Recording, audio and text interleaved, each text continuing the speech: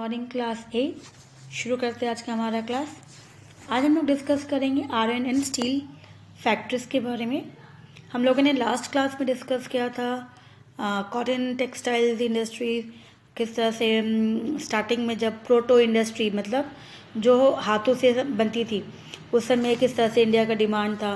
फिर बाद में ब्रिटिशर्स ने आने के बाद हमारे प्रोटो इंडस्ट्री को टोटली उन्होंने डिस्ट्रॉय कर दिया और धीरे धीरे मशीन मेड गुड्स जो है इंडिया में फ्लडेड हो गए। फिर हमारे जो बिजनेस ट्रेडर्स थे, जो वीवर्स थे और जो मर्चेंट्स थे, जो भी इस कॉटन टेक्सटाइल्स के ऊपर जो बिजनेस करते थे, धीरे धीरे उन्होंने अपना बिजनेस किस तरह से धीरे धीरे उनकी जो है इंडस्ट्री जो भी थी प्रोटो इंडस्ट्री वो कमज़ोर पड़ने लगी। तो इस तरह से ये चीज़ें हम लोग लास्ट वीडियो में डिस्कस किया था। आज हम लोग डिस्कस करेंगे नेक्स्ट इंडस्ट्री जो था आयरन एंड स्टील। तो इसी तरह से सबसे पहला जो इंडस्ट्री सेटअप हुआ था वो था कॉटन टेक्सटाइल इंडस्ट्री, क्योंकि मिड 18th सेंचुरी में इंडस्ट्रियल रिवॉल्यूशन स्टार्ट हो गया था। तो मिड 18th सेंचुरी में जब इंडस्ट्रियल रिवॉल्यूशन स्टार्ट हो गया था तो सबसे पहले जो इंडस्ट्री सेट हुआ था वो कॉटन का ही था। फिर उसके बाद जो दूसरा इंडस्ट्री आया वो था आयरन एंड स्टील। तो नेक्स्ट इसी पे डिस्कस करेंगे आज हम लोग। Now, iron and steel industry. The British were aware of the historical role metal working had played in supporting indigenous power through the productions of arms and ammunition. तो Britishers को जो history है metals की ये उसके बारे में बहुत पता है, क्योंकि ये जो मेटल्स है इन्होंने बहुत ज़्यादा सपोर्ट किया किस पे, इंडिजिनस पावर्स। जो भी लोग थे वहाँ पे जो रूलर्स थे, जैसे इंडिया में कितने सारे रूलर्स थे फ्रॉम स्टार्टिंग से देखा जाए जो भी रूल किया हम लोगों ने देखो जिस तरह से इंडस वैली सिविलाइजेशन के बाद जैसे आर्यंस आए, आर्यंस के बाद जो भी रूलर्स आए, गुप्ता डायनेस्टी था, मौर्य डायनेस्टी था, इस तरह से जितने सारे डायनेस्टी था, सो दे ऑल यूज्ड मेटल। तो इस तरह से मेटल्स जो था बहुत ही इम्पोर्टेंट था, और क्योंकि ये एज अ वेपन, क्योंकि मेटल से क्या बनती थी, वेपन्स बनती थी, प्रोडक्शंस ऑफ आर्म्स एंड एमुनेशंस। तो ब्रिटिशर्स को इसकी हिस्ट्री के बारे में पूरा पता था। This resulted in the introduction of then arm act. तो जिसके कारण उन्होंने अपने बचाव के लिए उन्होंने क्या किया, आर्म्स एक्ट फॉर्म कर दी 1878 में, ताकि कोई भी हथियार जो है आर्म्स नहीं बनाए, which restricted access to firearms, ताकि वो अपने जैसे किसी को प्रॉब्लम हो जाए, नुकसान हो जाए, इस तरह से उसके ऊपर रेस्ट्रिक्शन लगा दिया। फायर आर्म्स सिर्फ क्रैकर्स जिस तरह से होते हैं उसके लिए, इसके अलावा जो है मना कर दिया गया। Now they also serve to limit Indians ability to mines and work metal for use in future war and rebellions. तो इसके साथ साथ उन्होंने क्या किया, ब्रिटिशर्स ने जो इंडियंस की एबिलिटी थी माइंड से, जिस तरह से माइंड से निकाल के मेटल्स का यूज़ करना, मेटल्स वर्क यूज़ करना, तो फ्यूचर तो उनको कहीं ना कहीं लगा कि ये जैसे 1857 का जो रिवॉल्ट हुआ था आगे कोई प्रॉब्लम ना हो, तो उसके लिए फ्यूचर वॉर में इस तरह से उसका वेपन्स बना के और ब्रिटिशर्स के खिलाफ यूज़ किया जाए। क्योंकि रिबेलियंस जो थे वो तो रिबेल कर ही रहे थे, जैसे रिबेलियंस जो रिवॉल्ट कर ही रहे थे रिबेलियंस, और जैसे सबसे ज़्यादा देखा जाए माइंस मेटल्स जो था वो राजस्थान भरा पड़ा है रिच मेटल से। तो इसी तरह से उन्होंने इस चीज़ों के लिए रोक लगाना ज़्यादा बेटर समझा। Indian skill in casting brass, क्योंकि इंडिया का जो स्किल है इस मेटल्स में ये बहुत ज़्यादा they are skilled in this matter. तो क्योंकि उनके ब्रास कास्टिंग ब्रास कैनन्स, जैसे तोपों के लिए जो कैनन्स मतलब जो उनके लिए जो क्या बोलते हैं उसको तोप में डालते हैं, बारूद होती है इसके, तो इस तरह से जो कैनन्स बनाया जाता है उसके लिए गोली होती है, उस तरह से चीज़ें ये बहुत ज़्यादा इसके स्किल्ड है। तो हैज़ मेड इंडियन आर्टरी, जो आर्टरी इंडियंस की जो हथियार जो है सारा सब कुछ, उसको सामने वालों को उसको देख के अपने आप को ही झुकना पड़ेगा। फॉर्मिडेबल एडवाइजरी, जिस तरह से डर, और ये कि सामने वाला जो है सब उसको देख के सबसे पहले डर जाएगा कि इनके पास जो वेपन्स बहुत ज़्यादा खतरनाक अलग अलग किस्म के हैं। और ये कब से है, from the Akbar to the Maratha and Sikh, that was, ये सारे वॉर में यूज़ किया, अकबर ने यूज़ किया था, मराठा ने यूज़ किया हुआ है, सिखों ने यूज़ किया हुआ है अपने हर लड़ाई में, युद्ध में। That was 300 later. तो इस तरह से ब्रिटिशर्स को इसके बारे में, उसकी हिस्ट्री के बारे में पूरा का पूरा जानकारी था, जिसके लिए उन्होंने उसके ऊपर रोक लगाना बेटर समझा। By the early 19th century, most of the mines in Rajasthan was abandoned and the mining caste was extinct। तो देखा गया कि 19th centuries में जितने सारे माइंस थे राजस्थान में वो अबेंडेड मतलब तो बंद कर दिया गया, एंड माइनिंग कास्ट जो था उसे भी एक्सटिंक्ट करना शुरू कर दिया, धीरे धीरे बंद, लुप्त जैसे हो जाते हैं इस तरह से। During the company period, military opponents were eliminated and princely states subjugated and the capacity to mine and work metals declined, largely due to British tariff। तो धीरे धीरे ब्रिटिशर्स की पीरियड के समय में, जब ब्रिटिशर्स इंडिया पे रूल कर रहे थे, उस समय जितने सारे मिलिट्री ओपोनेंट्स थे वो धीरे धीरे जो भी आवाज़ कर रहे थे मिलिट्री से, क्योंकि 1857 ऑलरेडी एक काम हो चुका था यहाँ पर। तो इसी तरह से उसी समय तो वो सारे जो भी ओपोनेंट्स उसको एलिमिनेट करना, उसको हटाना, उसे मिटा देना, और प्रिंसली स्टेट को, जितने सारे प्रिंसली स्टेट थे वो ब्रिटिशर्स के अधीन, उनके अंडर में रह के काम करें, उनसे जो भी काम करना है वो ब्रिटिशर्स परमिट करेंगे, परमिशन देंगे तभी होगा। And the capacity of mines and metal work जो भी थे धीरे धीरे देखा गया, क्योंकि जो प्रिंसिपल स्टेट के पास पावर नहीं रहा तो जो मेटल्स के काम थे, माइंस थे, वो धीरे धीरे बंद होने लगे, largely due to British tariff. साथ साथ ब्रिटिशर्स की जो टैरिफ लगाई थी कि इंडियंस जो है बाहर में जाएंगे, दैट वाज टैक्स, कि जब भी वो बाहर जाके अपना कोई भी प्रोडक्ट बेचेंगे तो they have to give high tax, तो बहुत ज़्यादा टैक्स पेमेंट करने पड़ेगा। तो जिसके लिए वो क्या करेंगे, वो बिजनेस ही नहीं करेंगे या फिर वो उस जगह जाएंगे ही नहीं। तो इसी तरह से ये सारा चीज़ें जो थे ब्रिटिशर्स ने, ताकि उन्हीं को बेनिफिट करे। As late as the rebellions of 1857, तो इस तरह से जो रिबेलियंस हुआ था 1857 में, because the mining of lead for aluminium at Ajmer was preserved as a threat, the British close the mine. तो जिस तरह से ये 1857 रिबेलियंस रिवोल्ट हुआ था, विद्रोह किया था लोगों ने, तो उसी तरह से उनको लगा कि जिस तरह से एल्यूमिनियम जो है क्या कर सकता है, एल्यूमिनियम से वेपन्स बहुत सारे बन सकते हैं, तो इससे वो हथियार किसके लिए खिलाफ बन सकेगा, अगर बना तो ब्रिटिशर्स के खिलाफ भी यूज़ किया जाएगा, जो ये अजमेर में बहुत ज़्यादा था। तो वो उसे क्या गया, परसीव्ड एज अ थ्रेट, कि शायद ये कहीं ना कहीं उनके लिए एक बहुत बड़ा फेयर है, थ्रेट मतलब बहुत ज़्यादा खतरे की बात है। तो उन्होंने उस माइन को बंद कर दिया, क्लोज करवा दिया।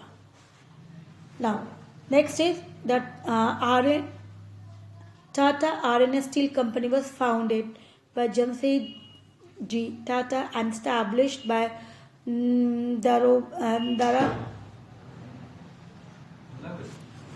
Darobji Tata on 26 August 1907। तो इसी तरह से टाटा R&S स्टील कंपनी जो है फाउंड किसने किया, जमशेदजी टाटा ने, और फाउंड एंड स्टैब्लिश किसने किया, Dorabji Tata. That was 1907, 26 August. And began producing steel in 1912 में, धीरे धीरे 1912 में देखा गया the branch of Jamsetji Tata group, और भी बारह अलग अलग ब्रांचेस उसी की अलग अलग, दैट वाज नेबरिंग एरिया में स्टैब्लिश होना शुरू कर दिया गया। It operated the largest steel plant in the British empire. So कहा गया बाय 1939 में it operated the largest steel plants, तो सबसे बड़ा लार्जेस्ट प्लांट था जो ब्रिटिश एम्पायर के समय में था।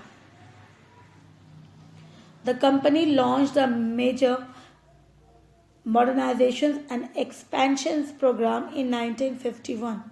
उसके बाद उन्होंने मॉडर्नाइज किया अपनी फैक्ट्रीज को और एक्सपैंड किया, बड़ा बनाया, दैट वाज 1951 में प्रोग्राम्स।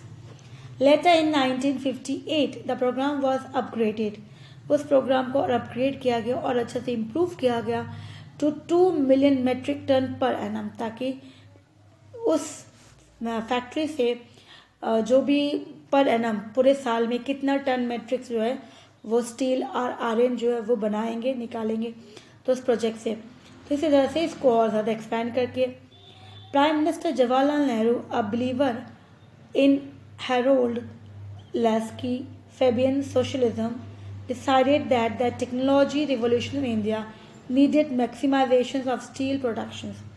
तो इनका मानना था कि जो हमारा, क्योंकि नेहरू जी हमारे पहले फर्स्ट प्राइम मिनिस्टर थे, तो उनका मानना था कि हमारा जो डेवलपमेंट है, जो भी चीज़ें हम अपने आप को सुधारेंगे, आगे लेके जाएंगे, वो टेक्नोलॉजी के थ्रू ही होना चाहिए, तभी जो है इंडिया डेवलप और अच्छे से करेगा। So that was the needed कि हम सबसे ज़्यादा यूज़ किसका करें, मैक्सिमम ऑफ स्टील प्रोडक्शंस का। He therefore formed a government own company.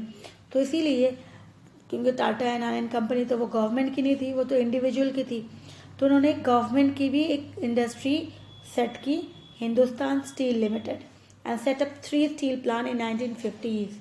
तो इसी तरह से 50s मतलब जब तक 60 नहीं आता तब तक दैट वाज एस लगता, तो ना 10 कंटिन्यू दैट 10 ईयर। तो इसी तरह से और भी 3 स्टील प्लांट सेटअप किया गया। और एक एग्जाम्पल जैसे हमने अभी पढ़ा था आर्चरी, जिस तरह से विपन्स, तो एक्स्ट्रा बीट्स में देखो that is also one of the important, कि जो टीपू सुल्तान की जो सोर्ड थी वो जिस तरह से बनाया था, स्टील जो था that was a unique one, बहुत अच्छा था, रस्ट फ्री, इसमें डिज़ाइन, उसमें स्टोन्स भी दिया गया था, डायमंड्स भी था। तो इस तरह say that was an example of Indians art, जिस तरह से इंडियंस की मेटल्स की जो नॉलेज थी, जिसके कारण ब्रिटिशर्स ने उस चीज़ों को बैन करना शुरू कर दिया। अदर इंडस्ट्रीज अपार्ट फ्रॉम, हमने कॉटन पढ़ा, फिर आयरन एंड स्टील इंडस्ट्रीज देखा, उसके अलावा और भी इंडस्ट्रीज थी जो ब्रिटिशर्स ने और उसके बाद इंडियंस ने भी सेटअप किया। तो British east India company was the British umpires authority delegated in Bengal from 17th century until disclosed in 1857। तो ये जो ईस्ट इंडिया कंपनी नाम करके, ये ईस्ट इंडिया कंपनी एक कंपनी थी जो ब्रिटिश गवर्नमेंट से परमिशन लेके वो यहाँ इंडिया में आके बिजनेस कर रहे थे, और इन्होंने शुरुआत की थी बंगाल में 17th सेंचुरी में, और ये बंद हुआ कब, 1857 में, क्योंकि बाद में फिर ईस्ट इंडिया कंपनी जो थी वो ख़त्म हो गई और ब्रिटिश अम्पायर उन्होंने खुद ही रूल करना डायरेक्टली शुरू कर दिया। So the Dutch and the French were the first jute trader. तो जो इंडिया में सारे आए थे बिजनेस के लिए, तो देखा गया डच जो था and the French, they were the first jute, ये लोग जूट व्यापार के लिए इंडिया के अंदर आए थे, and they were the first trader. The company began exporting gunny sacks to south east Asia during the 17th and the 18th century. तो ये कंपनी ने, डच कंपनी ने, फ्रेंच कंपनी ने यहाँ से जूट बैग्स, जूट्स के गनी बैग्स, जो भी सैक्स होते, बोरे होते, उन्होंने यहाँ से एक्सपोर्ट करके साउथ ईस्ट एशिया में भेजना शुरू किया था। इन 1830s थॉमस नींग imported jute to Dundee and experimented uses flax spinning machines to make cloths. तो उसके बाद देखा गया 1830s में थॉमस ने जो जूट यहाँ से उन्होंने ले जाके अपने वहाँ पर एक्सपेरिमेंट करके फ्लेक्स स्पिनिंग को यूज़ करके जूट क्लॉथ्स बनाना शुरू कर दिया। This was not initially successful but used as a small mixture with flax until they discover that whale oil made it soft enough to be spun. तो जब तक उन्होंने एक्सपेरिमेंट किया उनको वो उसमें कामयाबी मिली। फिर साथ साथ बाद में देखा गया स्मॉल मिक्सचर जो थे फ्लक्स यूज़ करने से, और साथ में ऑयल जो थी वेल की, उससे जो रफनेस थी जूट की वो मोस्टली ख़त्म होने लगी, सॉफ्ट, क्योंकि जूट जो थोड़ा सा रफ होता है तो उससे सॉफ्टनेस आना शुरू हो गया। Demand of jute skyrocket as it uses in sacks, ropes and cloths displace flax. तो धीरे धीरे जिस तरह से डिमांड्स बढ़ने लगी, मतलब रॉकेट, मतलब बहुत ज़्यादा डिमांड हो गई लोगों ने, क्योंकि जूट से सैक बन रहा था, रोप बन रहे थे और क्लोथ्स डिस्प्लेस, इस तरह से चीज़ें। बिटवीन 1833 एंड 1855 में Bengal saw booms in growing jutes. तो 1855 के दिन बहुत ज़्यादा डिमांड्स, बहुत ज़्यादा लोग जो थे जूट्स खरीदना शुरू कर दिया, इंडिया से जूट जो खरीद के बाहर भेजा जा रहा था। But a decline in its cottage hand spinning. तो जिस तरह से जूट में जितना आगे जा रहा था वहीं पर हमने देखा था कि कॉटेज वाला जो था, कॉटेज हैंड स्पिनिंग, जो यहाँ में हाथों से स्पिन करके बनाया जाता था, वो चीज़ें धीरे धीरे ख़त्म हो रही थी, क्योंकि ये चीज़ें वो लोग यहाँ से ले जाके क्या करते, मशीन में बनता। By 1855, George Auckland was financed by December Sen to import Dundee fabric spinning machines and whale oil to start the first factory in India at Srirampur. तो यहाँ पर 1855 में देखा गया जॉर्ज ऑकलैंड ने फाइनेंस किया बाय दिसंबर, ताकि डॉन्जी वो फैब्रिक स्पिनिंग मशीन जो थी वो इंडिया में लेके आया जाए, और इसके साथ साथ वेल की ऑयल्स भी, ताकि वो, और उसके बाद उन्होंने पहला फैक्ट्री जो है इंडिया में सेट किया, कहाँ पे, श्रीरामपुर में। Although a failure, he inspired the Borneo company to start a steam power weaving a spinning wheel. लेकिन उनका जो वो इंडस्ट्री उन्होंने सेट किया वो सक्सेस नहीं रहा, वो फेलियर हुआ। फिर भी ही इंस्पायर्ड, उसके बाद भी द बोर्नियो कंपनी वो स्टार्टेड, वो था स्टीम पावर वीविंग मशीन्स।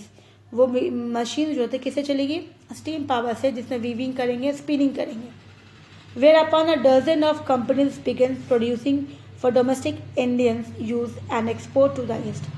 फिर धीरे धीरे देखा गया, बहुत सारी इंडस्ट्री सेट किया कि डोमेस्टिक इंडियंस को चाहिए तो इंडियंस को सप्लाई करना है, फिर बाहर देशों के लिए भेजना है। तो इसी तरह से और भी चीज़ें, और भी लोगों ने सेटअप करना शुरू कर दिया। By 1908, Calcutta was the world's largest jute producer, having surpassed Dundee. देखा कि 1908 में धीरे धीरे कैलकाटा जो है वर्ल्ड का लार्जेस्ट जूट प्रोड्यूसर्स बन गया, हैविंग सरपास्ड डंडी, जो मशीन थे उसको उससे पीछे करके। From the 1890s, the Marwari had entered the market as broker, like the Birla Group, and become the dominant owner of an industry employs over 300 million worker. तो यहाँ पर बात स्टार्टिंग में Marwari they entered as a broker, लेकिन बाद में धीरे धीरे वो वहाँ पे खुद की इंडस्ट्रीज की ओनर बन गए, जहाँ पे 300 मिलियन वर्कर्स जो है वहाँ पे वर्क कर रहे हैं। So in the regions of British India known as Bengal, Bihar, Orissa, many Indians pioneered Indian involvement in coal mining from 1894. They broke the previous monopolies held by British and other Europeans, establishing many collieries at locations such as Khas, Jharia, Jamadub, Balihari, तीसरा, कत्सरागढ़, कोलिदी। तो ये अलग अलग जगह में धीरे धीरे देखा गया ब्रिटिश इंडिया, जहाँ पे बंगाल, उड़ीसा, बिहार, यहाँ पे वो लोग रूल कर रहे थे। दे आर मोस्टली डोमिनेंट, वहाँ पे रूल बहुत ज़्यादा इनका कंट्रोल था। तो इसी तरह से जो इंडियंस थे, जो उनका कोल माइनिंग में इनका पहले से बिजनेस था, व्यापार था, और ब्रिटिशर्स ने इसके ऊपर जो था ब्रेक लगा के रखा था कि वो लोग रूल करेंगे। तो धीरे धीरे वो ब्रेकअप होने लगा और वो लोग वापस से शुरुआत कर दिया उस पे, माइनिंग पे काम करना, कोल माइनिंग पे।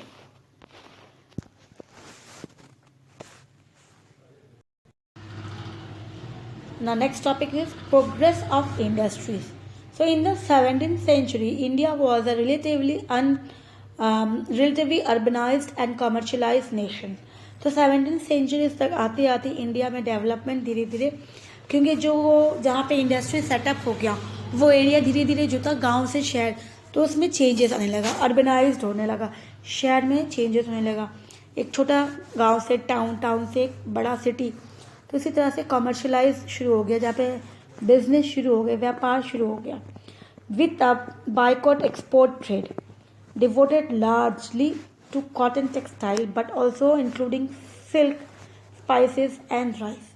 तो धीरे धीरे जिस तरह से जो बाइकॉट था कि हम एक्सपोर्ट नहीं करेंगे, एक्सपोर्ट में मना था, तो उन्होंने मोस्टली क्या किया, अपना ध्यान किस में दिया, वापस से कॉटन टेक्सटाइल के अंदर, फिर जिसके अंदर सिल्क को भी इंक्लूड किया, स्पाइसेस, मसाले जो वर्ल्ड फेमस आज भी है, एंड द राइस। तो इसी तरह से इन्होंने अपना जो था जो भी पहले कॉटन इंडस्ट्री टेक्सटाइल्स था उस तरह से इसको चेंज करके एक नए तरीके से वापस नए लोगों ने वापस से शुरुआत की। India was the world main producer of cotton textile and had a substantial export trade to Britain as well as many other European countries via the East India Company। तो इसी तरह से धीरे धीरे जब इन्होंने शुरुआत की तो देखा गया कि सबसे ज़्यादा जो है एक्सपोर्ट करने के लिए वापस से शुरू हुआ, इंडियन से शुरुआत किया यूरोपियंस कंपनी को यूरोपियंस कंट्रीज़ के अंदर, लेकिन वो खुद नहीं जा सकते क्योंकि उनको वहाँ पे जाना मना है उनका। तो वो क्या करें, ब्रिटिशर्स ने इनको परमिशन दिया था कि वो कर सकते हैं, क्योंकि ये ब्रिटिशर्स क्योंकि इनका डिमांड जो था बहुत ज़्यादा बढ़ने लगा था, तो वो अकेला वो डिमांड को फुलफिल नहीं कर पाएंगे, तो इस तरह से इनको भी इंडस्ट्री सेटअप करने के लिए परमिशन मिला था। अब इसमें क्या था कि वो करेंगे लेकिन बेचेंगे किसी को, किसके थ्रू जाएंगे, वो ईस्ट इंडिया कंपनी के थ्रू ही जाएंगे। इसीलिए so Indian textiles they are ban from import in the calico act 1720। Indian textile जो था बैन था, कब से, 1720 जो इम्पोर्ट था टोटली कि वो नहीं कर सकते वहाँ पर जाके वो वहाँ से, तो ये जो चीज़ें बैन थी। After the British victory over the Mughal empire battle of Buxar, जब ये टोटली ये हो चुका था, ब्रिटिशर्स ने बैटल ऑफ बक्सर तथा बंगाल उड़ीसा बिहार इसके ऊपर जो युद्ध हुई थी, ये हमने डिस्कस किया हुआ। इसके पहले चैप्टर मतलब चैप्टर 1-2 में था बैटल ऑफ बक्सर, तो जहाँ पे ब्रिटिशर्स ने मुगल्स को हरा दिया था, उसके बाद पूरा का पूरा कंट्रोल बंगाल पे ले लिया था। So India was deindustrialise by successive, तो धीरे धीरे उन्होंने डी इंडस्ट्रियलाइज कर दिया कि जो बिजनेस इंडियंस करते थे अपने आप में अकेले, जो सक्सेसिव थी, अब टोटली वो हट गया। अब वो कौन करेगा, ईस्ट इंडिया कंपनी करेगी, east India company. The British and colonial policy seize Calicut act above, इसी तरह से जो कैलिकट एक्ट था चीज़ों को देखते हुए, yet as the British cotton industry underwent a technological revolutions during the late 18th centuries and 19th century। उसी तरह से धीरे धीरे ब्रिटिशर्स ने भी अपने टेक्नोलॉजीज में चेंजेस किया 18 एंड 19th centuries में। Indian industry stagnant and the country was deindustrialised, और धीरे धीरे इंडियन इंडस्ट्रीज, क्योंकि अब इन्होंने क्या किया, एक मॉडर्नाइज कंट्री टेक्नोलॉजी लेके आए, तो उसके सामने हमारे इंडस्ट्री जो थी वो पीछे रह गई। फिर से डी इंडस्ट्रियलाइज हो जाएगी the country was. So even as late as 1772 Henry Pattullo in the course of his comment on the economic resources of Bengal could claim confidently that the demand for Indian textile could never reduce since no other nations could equal or rival in its quality। तो कहा गया, जितना भी उन्होंने रोकने की कोशिश की, जो भी कहा, लेकिन फिर भी ये चीज़ें थी, इन्होंने खुद अपने मुँह से कहा, that was also a British person who has commented on this, कि इंडियंस की जो डिमांड थी कभी भी बाहर में कम नहीं हुआ था ना ख़त्म हुआ था, क्योंकि हमारा जो क्वालिटी था, जो प्रोडक्ट था, वो सबसे अच्छा था बाकी सभी से। However, by the early 19th century, the beginning of a long history of decline of textile export is observed। और धीरे धीरे देखने लगा 19th century तक कि जो हम लोग एक्सपोर्ट करते थे धीरे धीरे वो कम होने लगा धीरे धीरे, क्योंकि ब्रिटिशर्स ने बहुत सारी पॉलिसीज अपनाई थी, जिसके कारण वो टेक्सटाइल जो था हमारा धीरे धीरे डिक्लाइन होने लगा। ना ये चैप्टर्स जो है हमारा ये कंप्लीट हो गया है। So next we will start with the new chapters. ठीक है, थैंक यू।